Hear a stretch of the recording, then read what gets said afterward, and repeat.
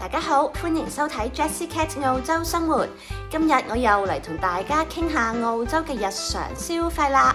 今次我想講嘅嘢呢，就係我哋最近收到一張好貴嘅水費單。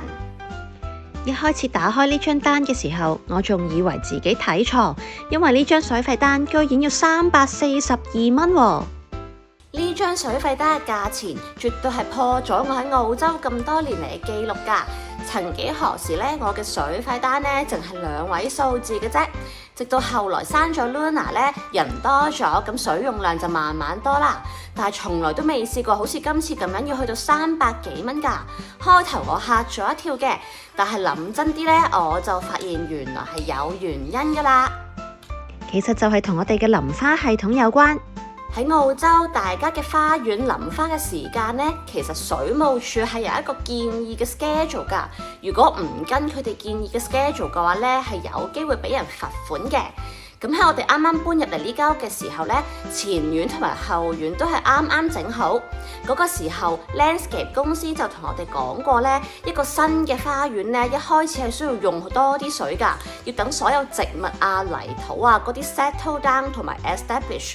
所以呢，我哋都上水務署申請咗1個月嘅 exemption 嘅。咁呢個 exemption 入邊呢，就係如果唔跟佢個 schedule 嘅話呢，都唔會俾人罰款啦。但係畢竟用水量用多咗呢，所以其實水費貴咗係在所難免㗎啦。連水務署嘅網頁都講明，如果有一個新嘅花園，大家要做好心理準備，第一張水費單係會貴啲嘅。如果我冇記錯呢，我哋嘅花園啱啱整好嘅時候呢，頭嗰1個月呢，每日呢係淋2次水，每次係淋足45分鐘㗎。咁雖然呢未至於開花灑咁大水一直淋啦，但係畢竟45分鐘都係一段長時間，就咁聽落去呢，都會覺得水費貴咗係可以理解嘅事嚟啦。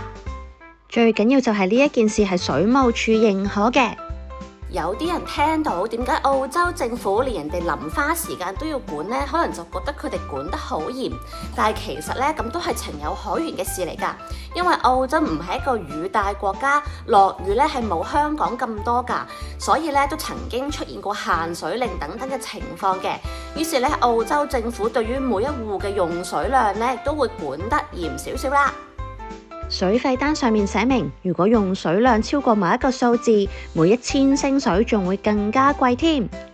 咁雖然今次張水費單比較貴啦，但係應該淨係頭呢一次會咁貴嘅啫，之後應該會正常返㗎啦。再加上我哋間屋有太陽能板呢，所以呢一期嘅電費呢係0蚊嘅。咁樣水費同埋電費燉返勻呢，所以其實都唔係太肉赤嘅。就等我睇下下一期水費係咪真係平啲啦。